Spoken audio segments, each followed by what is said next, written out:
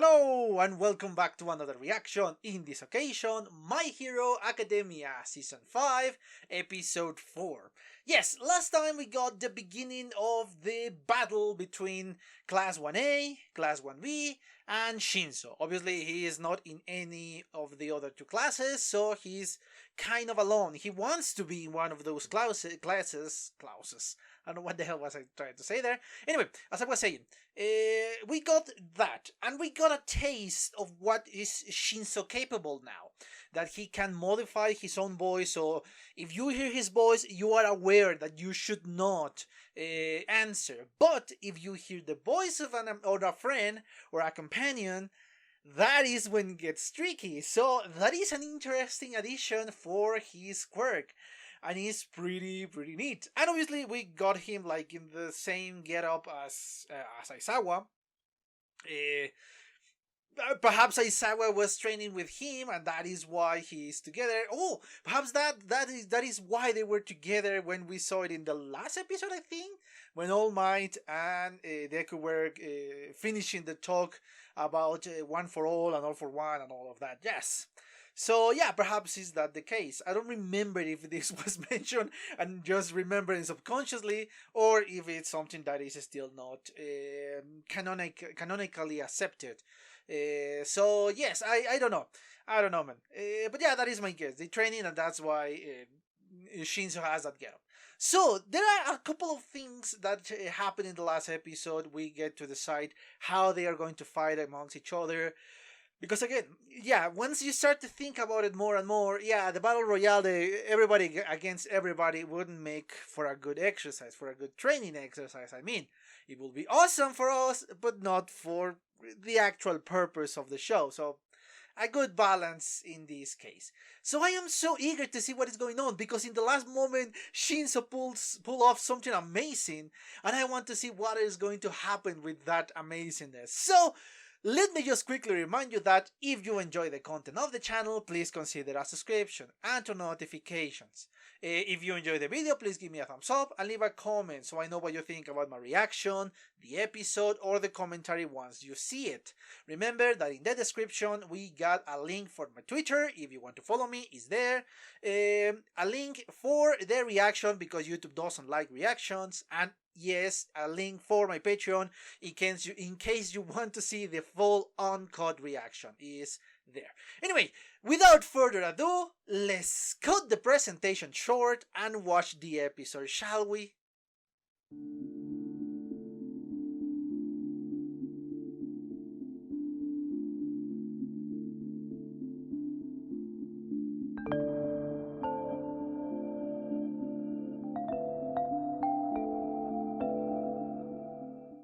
Okay, I'm back. I just watched again the fourth episode of the fifth season, and yes, again you start to see the tone of the episode of the series. Thanks to the opening, we know that this first half was going to be a little more light-hearted, not a lot of pressure. And with this first episode, we can see that because yes, this is obviously a battle, and that maybe get hurt. This is something common for the hero curse.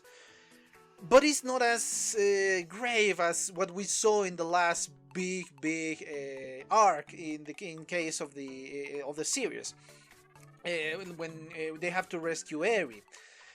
So yes, it's a lot different, the tone that we have here, because once they start the Eri rescue, you kind of see the tone that is very high octane.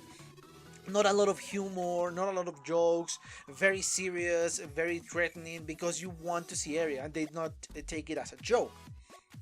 In this one, you can see jokes here and there, you can see silly comments, you can see silly imageries, like for example, the air guy, when he started off with her tongue, and the beginning you said, oh, he feels bad because he was captured first, and it was a detriment to his team. No, it's because of the tongue, so yeah, it's kind of the equivalent of a kiss, let's say.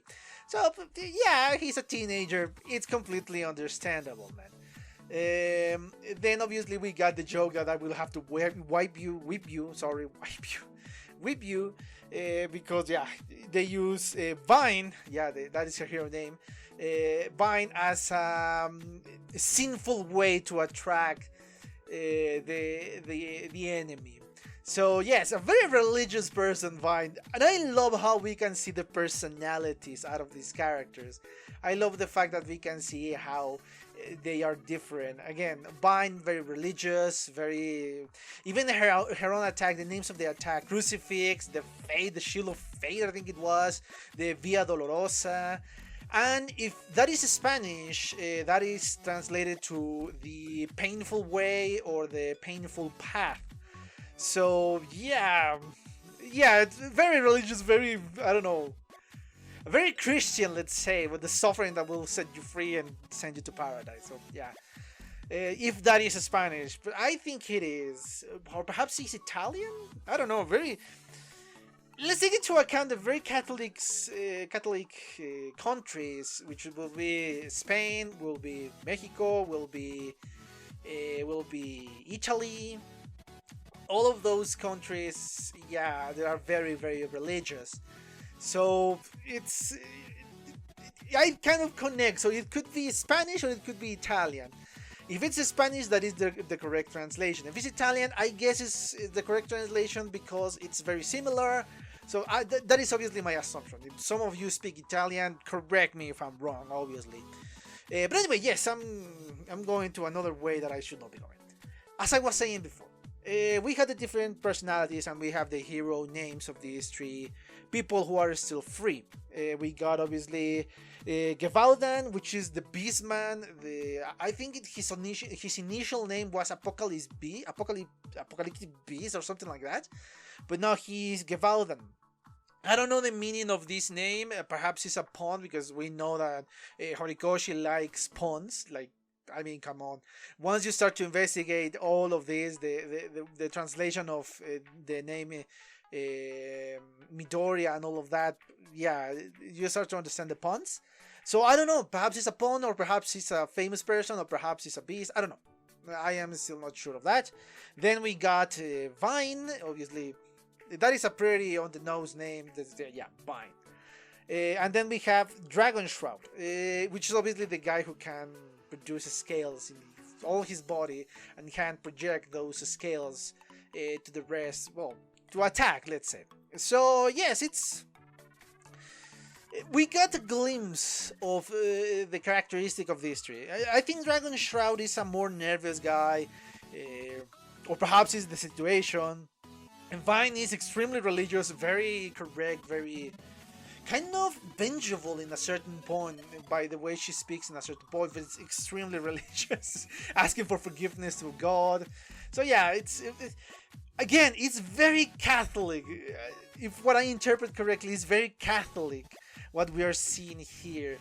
Then we got Gewaldan, which is more aggressive, more, but I still think he's happy too. He's a goofball, but obviously in this situation is different. So we start to see those personalities shine, and obviously we got our three class 1A characters that we know their personalities.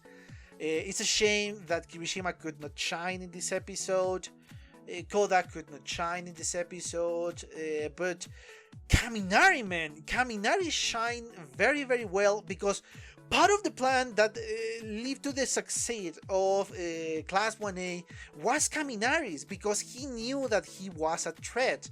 He knew that everybody was very trying to avoid to fight him, because in question of raw power, Kaminari's quirk is unbelievably powerful.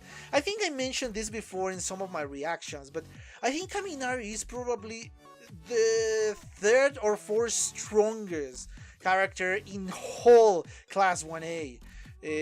I think Midoriya is more powerful because he's the protagonist. I mean, come on, he has the power of All Might, and more than that. Bakugo is extremely powerful and has a lot of range.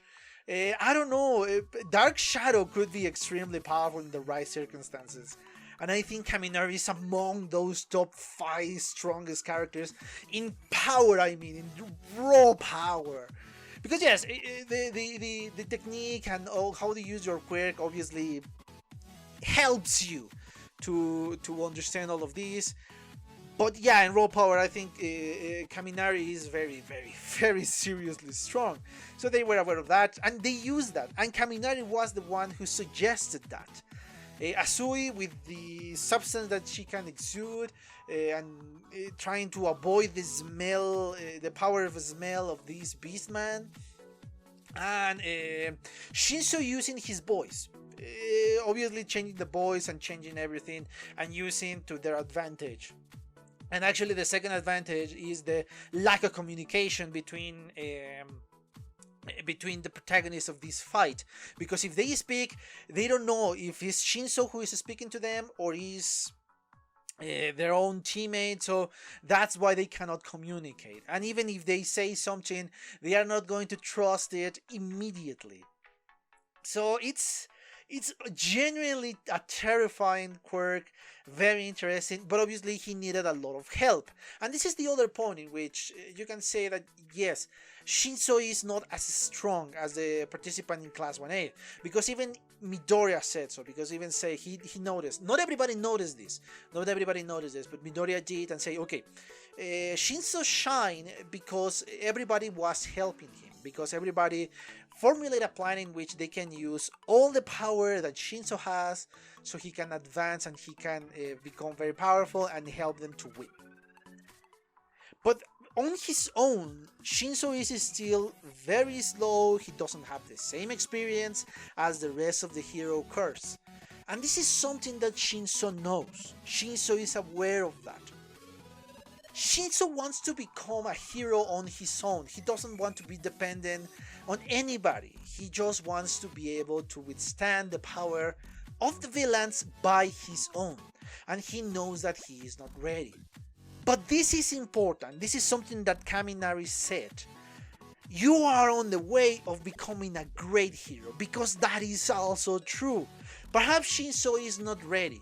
But let's take into account this is the first year, and even if he is behind the first years of the hero curse, he's still making an effort to catching up to them with the help of Aizawa. I think this episode confirmed that yeah, Aizawa has been training Shinso, because even the name of one of his Aizawa's the head or something like the technique is to the head and all of that. So yes, I think it has been confirmed with that little notion there. So yes, Shinso knows that he needs to work a lot harder than the rest, but I think Shinso is capable of that. I think Shinso is motivated enough for him to be able to overcome all these obstacles and become a great, amazing hero. So yes, a very interesting episode, no character. Well, there are certain things that I want to mention that are not very relevant, but are funny to say the least. I love how King Vlad is so based in his commentary. Oh yes, the amazing Class 1B! They are going to defeat Class 1A and all of that. And even the teachers, they don't say anything.